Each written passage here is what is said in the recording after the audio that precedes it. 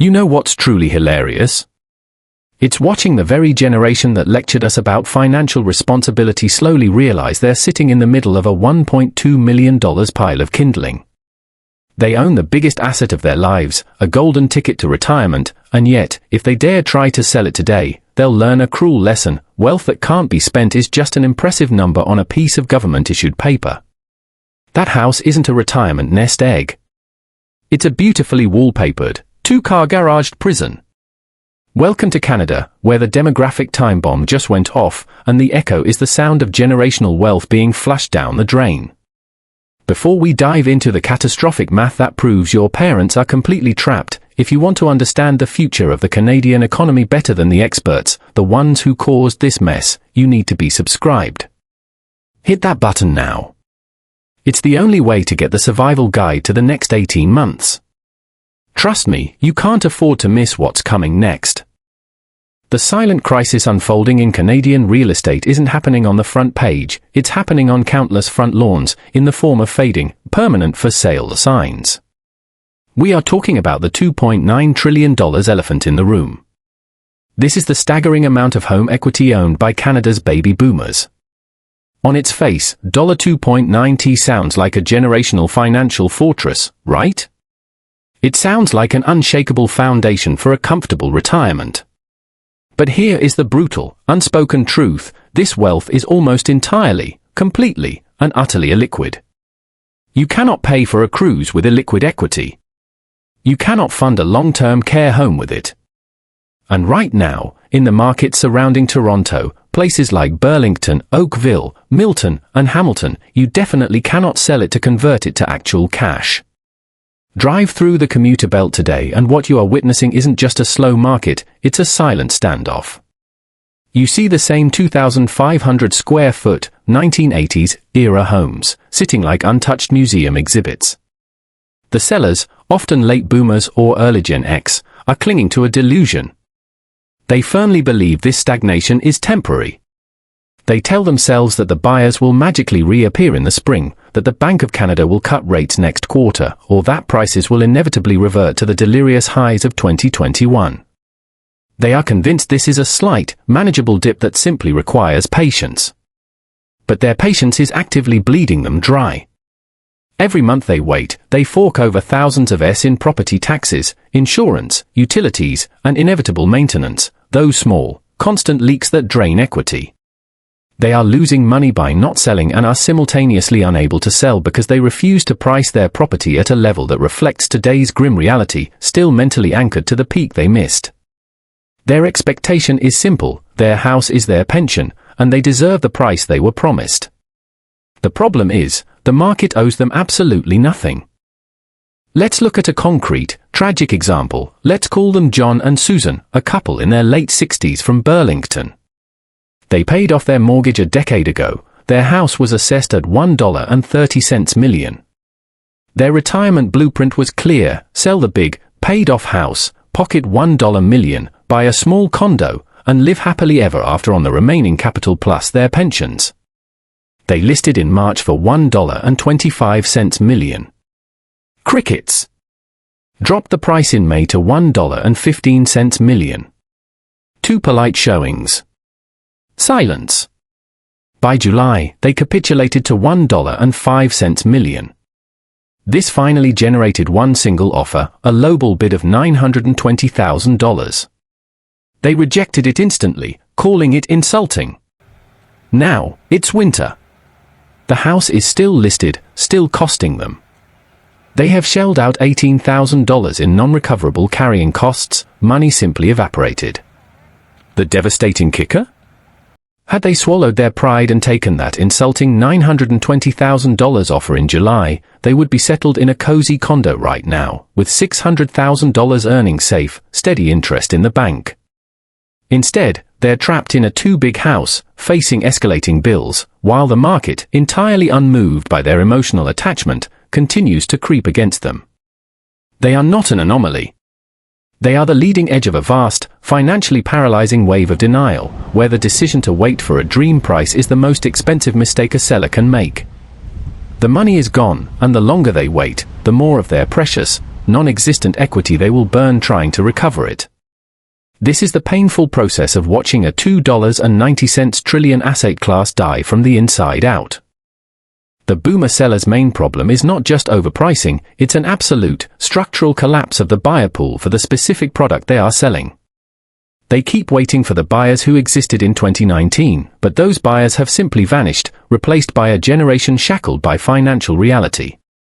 Consider the typical 2,500 square foot suburban fortress, 4 bedrooms, 2-car garage, possibly a decaying roof, an aggressively outdated kitchen, and that dreaded popcorn ceiling that screams, "We bought this when our monthly payment was the price of a takeout dinner."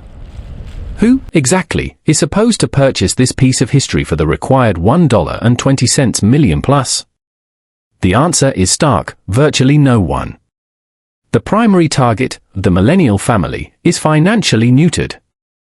An average Canadian household income of $110,000 cannot sustain a $1.20 million mortgage.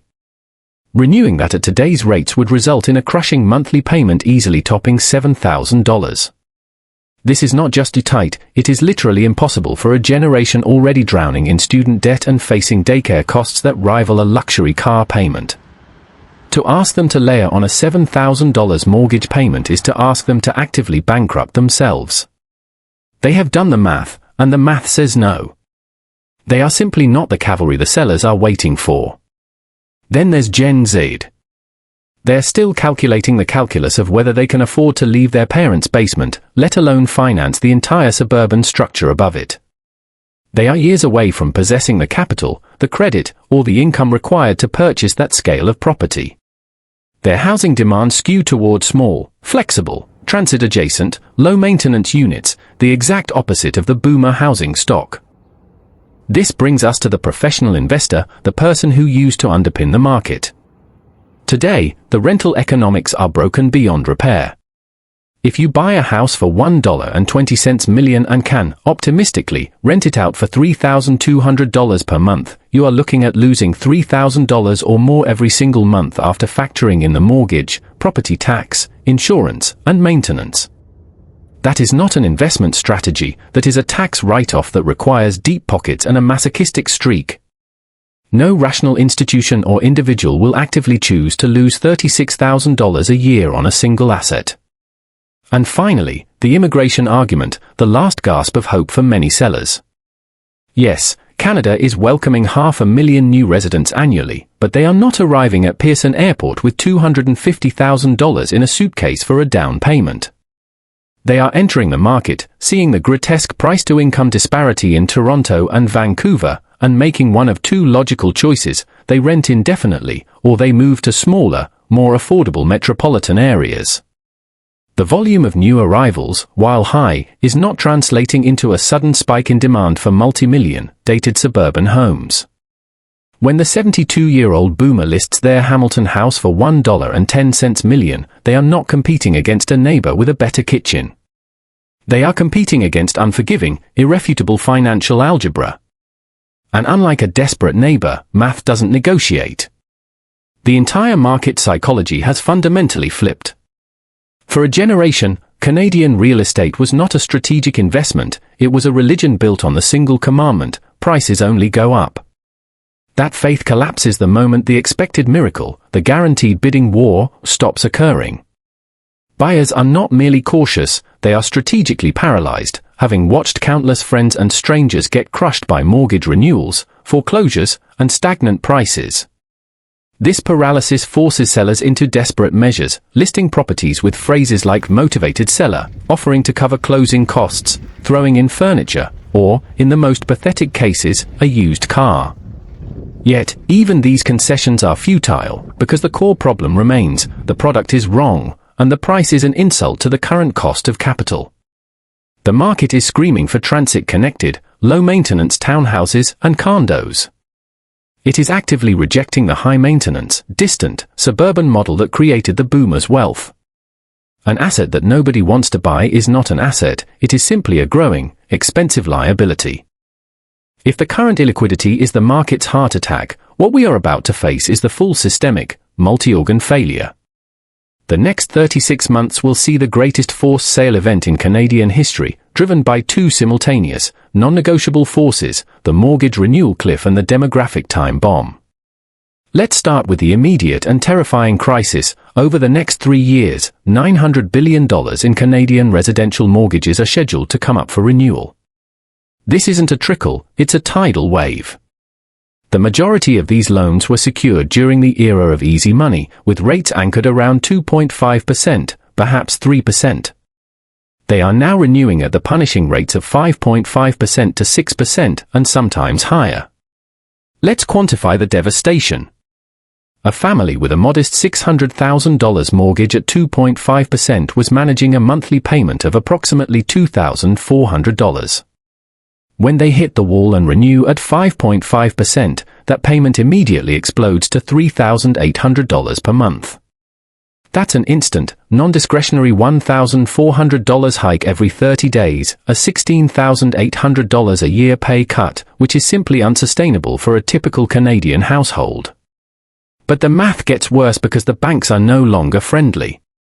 They are stress testing every renewal like it is a brand new application. Has your home value dropped, wiping out your equity? Denial. Did your income shrink? Denial. Did you pull out a HELOC to fund a kitchen renovation during the boom? Denial. A renewal denial is not a polite no, it is the first step toward an eviction. A letter from the bank stating they can no longer offer you a mortgage on your property effectively serves as a power of sale pre-notice. These distressed families are then forced onto a collapsing market, competing with thousands of other desperate sellers, leading to a race to the bottom that only accelerates the crash. This isn't theory. Power of sale notices in Ontario have surged by 40% year over year, and we are merely in the warm-up phase. Compounding this immediate financial squeeze is the long-term, irreversible force of demographics. Canada is home to 6 million baby boomers, and the oldest are already approaching 80. According to Oxford Economics, the Canadian population aged 85 and older is set to double over the next 2 decades. The simple, harsh reality of human existence is that as people enter their 80s, they downsize, they move into care facilities, or their homes become estate sales. Right now, this is a manageable trickle of inventory. But in the next 5 to 10 years, this trickle becomes a destructive flood. The Cold Economic Forecast predicts that by 2035, Canada will have a structural 500,000 unit surplus of homes over the number of households that need them. 500,000 excess properties. That is not a buyer's market, that is a fire sale that will span a decade. And the biggest casualty here is the dream of generational wealth. Millennials are banking on that inheritance to stabilize their lives, to afford a down payment, pay off debt, or simply catch up. They envision inheriting a $1.10 million house in Mississauga. Yet, when that house hits the market, it sits for 9 months. The millennial inheritors are forced to pay $24,000 in carrying costs, taxes, insurance, utilities, repairs, while the market continues to fall. By the time it finally sells for $980,000, not the $1.10 million they were promised, and the commissions and fees are settled, the $1.10 million inheritance has shrunk to $850,000 to be split between siblings. That is not generational wealth.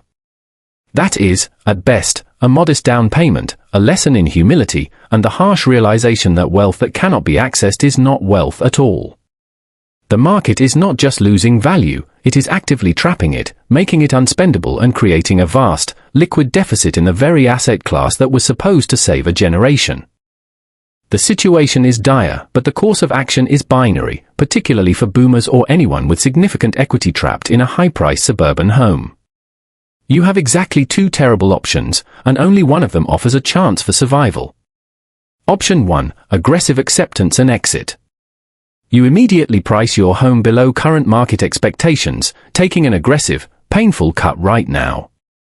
You take the first reasonable offer you receive, move quickly, and realize that the money you think you are leaving on the table, the $100,000 difference between your desired $1.20 million and the buyer's $1.10 million offer, is already gone. The market took it back 6 months ago. The psychological hit is significant, it feels like admitting defeat. But here is the critical distinction: the loss you take today is a controlled, quantifiable exit. By acting now, you convert illiquid equity into hard cash and secure liquidity, allowing you to walk away clean and put the remaining capital to work, earning interest and providing peace of mind. Every day you wait, that $1.10 million offer is slowly turning into a $1 million offer, and then a $950,000 offer, all while your carrying costs continue to drain your savings. The survivors of this impending crash will not be the patient, they will be the decisive sellers who accepted reality and moved first. Option 2, the hopeful hold and burn. You hold out. You wait for the market recovery, clinging to the belief that the rate cuts are just around the corner, or that next spring will magically be different. You continue to pay the property taxes, the insurance, the $2,000 a month in combined, non-recoverable carrying costs. You watch your savings account slowly deplete while your home value continues its downward trajectory. This is the most expensive strategy imaginable. Holding is not free or passive, it is a choice to actively pay money to lose money. If you wait 5 years for the market to finally bottom out and begin a slow recovery, you will have easily incinerated $120,000 in maintenance and costs. The home you thought would sell for $1.20 million will sell for $900,000, and after costs, you will net $800,000. The seller who took the $1.10 million offer today, and netted $1 million, will be $200,000 richer and 5 years less stressed. Pride is the most expensive luxury in a collapsing market. Now, let's talk about the families who are truly stuck, the 2021 peak buyers in places like Milton and Brampton who are now dangerously underwater, owing more on their mortgage than their home is worth. They cannot sell without writing a massive check to the bank. They cannot afford the new 5.5% rate. They cannot refinance. Their only strategy is prayer. When their renewal is denied, the bank forces the issue.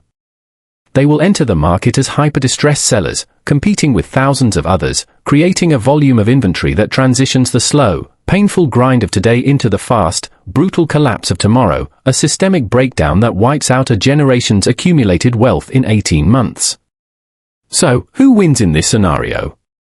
Not the boomers, not the underwater families, and not the millennial waiting for an inheritance. The winners are the people with cash.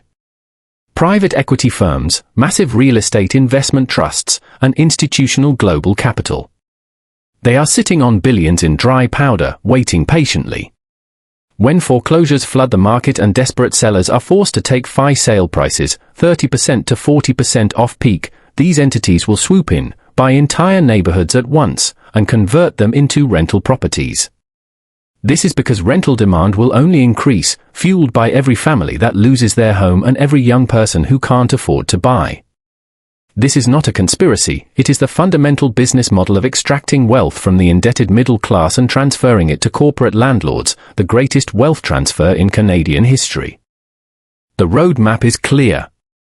Phase 1, now spring 2025, is the denial phase. Phase 2, summer 2025 early 2026, is the mortgage renewal wave that floods the market and begins the price acceleration downward, and Phase 3, 2026 to 2027, is the full systemic crash of mass foreclosures and a 25% to 35% price collapse. If you are watching this, the time to protect yourself is not next year, it's right now, before the window of liquidity slams shut forever. Hope is not a strategy, action is your only defense. If you found the math in this video sobering, you need to be tracking this situation every single week. I am the only one breaking down this disaster with this level of detail. Subscribe to Canada Property Insights right now, because in the next part of this series, I'm going to show younger Canadians exactly when and where to buy at the bottom, and what types of assets to avoid. Do not miss that video, subscribe now.